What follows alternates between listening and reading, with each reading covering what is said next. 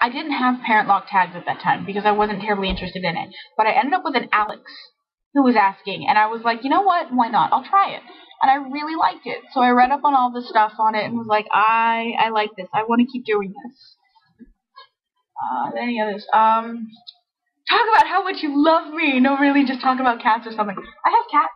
They're all hiding from me because I'm being loud and obnoxious. Actually, Zia's over under the table, and I think Trigger's sleeping on Mom's bed.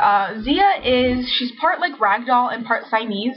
She's got the beautiful colors of the Siamese, the tan and the dark brown, almost black, and the white. And she's got gorgeous blue eyes. She's got kind of a longer hair to her, where the bit of the ragamuffin comes in, or the ragdoll or whatever it is. And she's got the cute tiny ears and the really long tail. But she's a little fat. We got her from the Humane Society. She'd been brought in from an abusive home. She'd been very malnourished. So when we got her, she was really, really thin. And we figured out she'd been malnourished in some way because when we fed her, she eats until she's sick. She eats like she's afraid it's going to be taken away, even though we never lift the bowl. The bowl stays on the ground and we keep it filled constantly, which we can't do anymore because she eats till she's sick. We kind of keep it at a steady level. But she's one of those cats, you just look at her and say her name and she starts purring. She's adorable and I love her, and she's soft. And she's a lap cat, even though she's really big. She'll curl up on your lap and keep you warm. She likes feet, so she'll curl up on your feet if your feet are cold. Zia is my stepdad's cat. Very, very Jameson's cat. Trigger is my mom's. He's a tabby. He's big. He's not like fat, but he's a big cat. He's very loving. He's also a lap cat, even though he's a little big for it. A little less on the feet, and he's got the typical tabby patterns and everything. When he was smaller, he was really fast. That's kind of where the name Trigger came from. My stepdad wanted to call him Bullet. My mom was like, no, that's stupid. We'll call him Trigger. And I was like, I don't see how it's any less stupid, but okay. So that's his name. And then there's my baby. There's my baby who hates my guts because of my mom. Tinkerbell is her full name, but it's never used. It's Tinky. That's what it's been settled on. We call her Tinkerbell because I wanted to call her Tinky, and Mom's like, that's a weird name. We're gonna call her Tinkerbell. I'm like, she's my cat. I'll name her what I want. Her name tag, however, actually says Tinky on crack because that's what we call her. She gets in these moods where she dashes around and knocks stuff over and runs into walls, and we call it on crack. And it's usually probably because she's found catnip somewhere. She is part tabby and part ragdoll and part Maine Coon. And most of her's white. Like her feet and everything are white. But she's got this big blotch down her back and on her face and on her tail that's got the black and the gray stripes. And she's got really, really pretty green eyes and really long, fluffy hair. She's like a big fuzzball, like the big stuffed animal fuzzball things you get. And when we brought her home, she was this big. My stepdad's boss found her in the wheel well of his truck. And she was hissing and making all sorts of noise. She'd crawled in there because it had been raining. And he pulls her out and shows her my stepdad. And like, there's this thing in my truck. And my stepdad takes it and was like, oh, we've only got 2 cats at home. This is a cat. I'll take this cat home. Everybody at home likes cats. I'll take this cat home.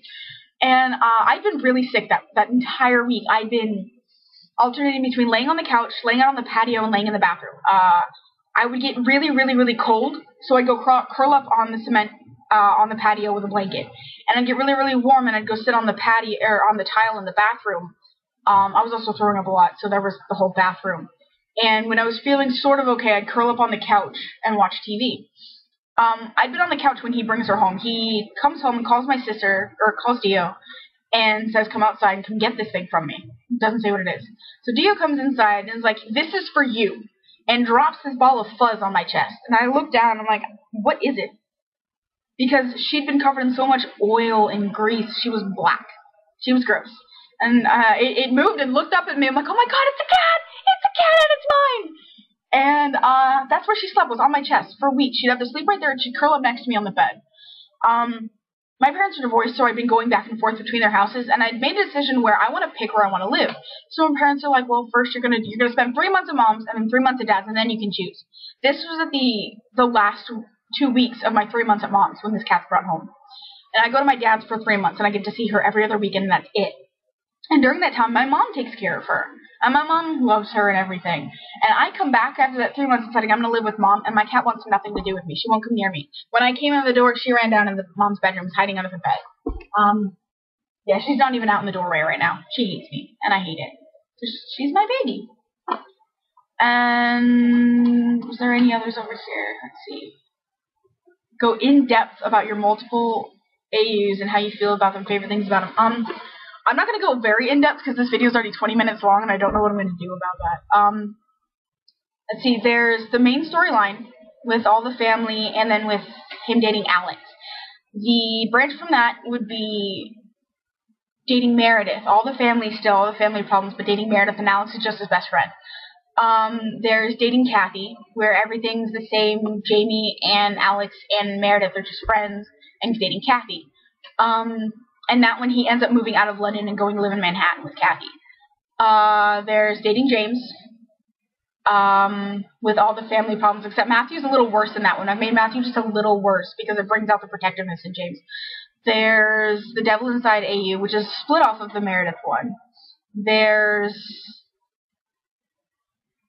I have multiple AUs where he's with Sebastian's just because I love it, but they're not actual full AUs. They're just kind of side threads. And then there's the AU I'm slowly working on where the dark Hamish side takes over completely, and Hamish is just gone. And the last thing I have in here is I'm supposed to quote the prologue of Romeo and Juliet. So I've got that up here, and I want to see if I can do this nicely.